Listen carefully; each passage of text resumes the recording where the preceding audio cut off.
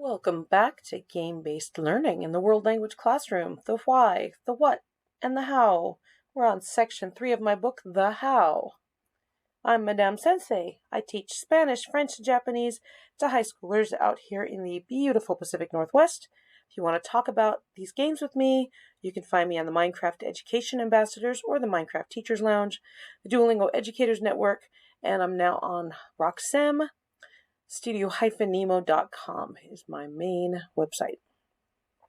So we're looking at chapter 14 of my book, How to Play Clue to Teach Sentence Structure. And we've already talked about the basic gameplay, and now we're talking about nesting the difficulty. So just to remind you, we've got the base game. We've got the Project World character cards. We've got classroom cards. We've got school supply cards. And we've got this process of elimination note paper for the students. And I have 2 per 1 page, and I print 1 million of them, and I just slice them down the middle, and then I've got them in a stack, ready to grab. So you need to find a die, okay? And we'll go through all the different ways you can print up the board, because I've got several ideas for this. I'm watching the time. So today we're talking about nesting, a harder version of the game. So nesting is something we do all the time when we're doing our student growth goals, right? So we've got, we need to I'm observing 6 students in my period 1. And then you're like, okay, now I'm observing the entire period 1. Oh, that was this one. Okay, and then, okay, now I'm doing all my classes. So we do the same growth goal for all of them. So we're nesting it. We're nesting the difficulty. And we're going to do the same thing with the students. As they get good at this game, we can make the game more and more complicated. Okay, so here's the basic level again. We've got the Project World cards right here. We've got school supply cards, and we've got classroom cards. Okay, when your students get good enough, take out the Project World cards. Okay, it's Duo has stolen it, and he didn't need any help. All right, and we're going to put in furniture cards. All right, and I'll tell you where to find all these furniture cards unless you want to make your own. Okay, so it's the same game, but now students are going to have to say, Duo stole my pen and put it on the chair in the gymnasium. Okay, and then I have a second set of process elimination cards, or note paper rather. Okay, so you're going to remove the Project World character cards, keep the classroom cards, keep the school supply cards, add the classroom furniture cards, and the new process of elimination, you'll notice I still have a sentence frame. I have a sentence frame on all of them. Okay, so with what, where, and where in the classroom, and a bunch of furniture I thought that the students needed to know. All right, and here's a harder one even. Okay, now your students are really advanced. You've taught them the prepositions of locations. This is a great way to practice it. Okay, so keep the Project World character cards out of the deck, but don't remove any of the other decks. So now you've got 4 sets of cards that you're going to be playing with, okay? And you just have the prepositions of locations. So students are going to be able to say, Duo, put my book behind the whiteboard. And the process of elimination sheets are a little bigger. So let me just recap. You've got 4 categories of cards. You've got the classroom cards, you've got the school supply cards, you've got the classroom furniture cards, you've got the prepositions of locations, and this is the new process elimination sheet, okay? Very simple sentence frame here because your students are more advanced. With what, where in the classroom, and here's the preposition of location. Because it could be under the chair, it could be over the chair. Okay, so the game board. Print it as large as you possibly can. I had my secretary help me, and she managed to print it in color, which I wasn't expecting. I was expecting it to get printed in black and white, but I did ask for 11 by 17 paper.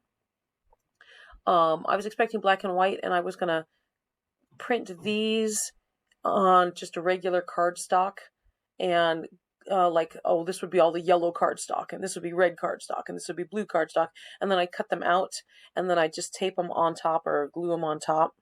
But the secretary printed in color, so I was happy with that. And this game board is available either at studio-nemo.com or on the Duolingo Educators Network, because Duolingo helped me develop this. Okay. Lately though, because every year I get a little bit more money, I just go down to the thrift store, and every time I find an old Clue game, I pick it up. So now I have not quite enough classroom sets, but as I get them, and then I print out these in colored cardstock and glue them on the board. But I teach 3 languages, so actually, what I do instead of, I don't glue them on the board, I put magnets on the board, these thin magnets, and then I put the magnets on the back of the cardstock, and so I can switch out the cards for, oh, it's French class, French things here. Oh, it's Japanese class, Japanese stuff here. So, all right, so you could take your colored pencils or your markers and color in the starting squares to different colors, representing all the Project World characters. These are the colors I decided. You could choose other ones. I decided Falstaff was brown. Oscar was green because I had pink for Zari. So what was I going to do for him? Lucy was orange. So you can see how basically Eddie, of course, was red. Bea is going to be yellow. The obvious stuff. Lily had to be purple, of course. Lynn wound up being white because I already had Falstaff as brown, but that's just what I came up with. You can come up with different stuff. So my original thought, and eventually I'll go back to this, but here I'm demonstrating for Duolingo because somebody was going to help me do this, that I was just going to print on cardstock the characters and then fold it like this and glue it together, and then I'd have playing pieces, and we didn't get around to that, so I just used regular playing pieces, or I'll show you what else I did, because the way this printed out, my secretary made it as large as she could, and I followed like a regular Clue board here. She made it as large as she could, but it wasn't quite large enough for a regular playing piece. So I experimented with printing a quarter of the board at a time to make it even larger, but couldn't really do that. So my next thought was like, okay, what's the size of the squares? I could use M&Ms as the playing pieces because they're all different colors. No, the students would eat them, so that wouldn't be any good. Can I make something out of clay?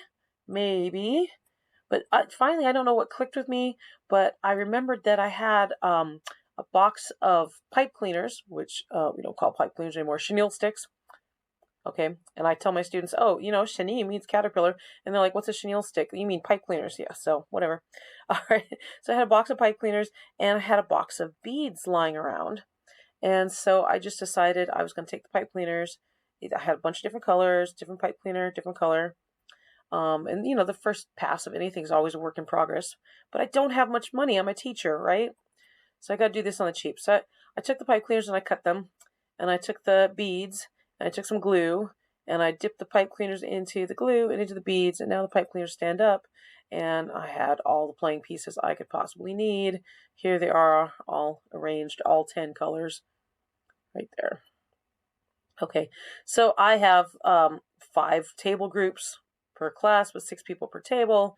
I teach 3 languages, so I wanted to be able to store things separately, so I made a lot of those things. But it all worked out.